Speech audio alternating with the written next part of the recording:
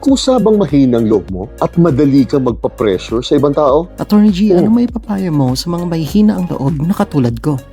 Bibigyan kita ng 3 at ang mga kabataan dito, para sa inyo rin ito. Una, build a life outside relationships. Maganda naman ito kung lagi mong kasamang forever mo.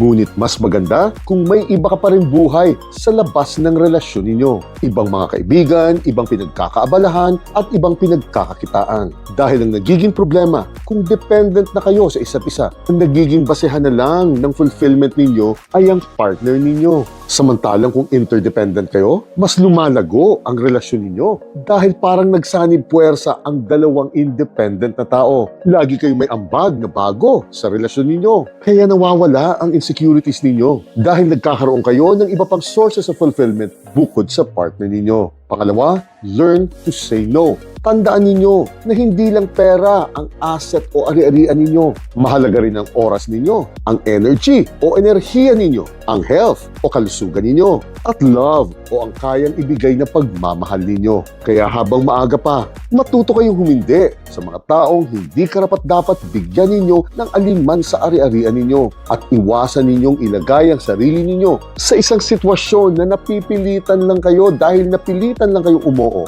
dahil sa ayaw ninyong may masabi ang ibang tao. At self-love ang tawag dito. Mawawala ang insecurities mo kung kaya mo nang mahalin at pangalagaan ang sarili mo. At kung kaya mo nang mahalin mula sa malayo ang mga taong umuubos lang sa mga ari-arian mong ito. At ang pangatlo, social media is not real life. Magkaiba po ito. At napatunayan ko na ito ngayong bahagi na rin ako ng mundong ito. Hindi ko sinasabi na lahat ay hindi nagpapakatotoo. Ngunit tandaan ninyo na karaniwang views, engagement at followers ang laging hinahabol ng mga influencers dito. Kaya natural talagang mag-iiba ang content kumpara sa totoong buhay ng mga ito.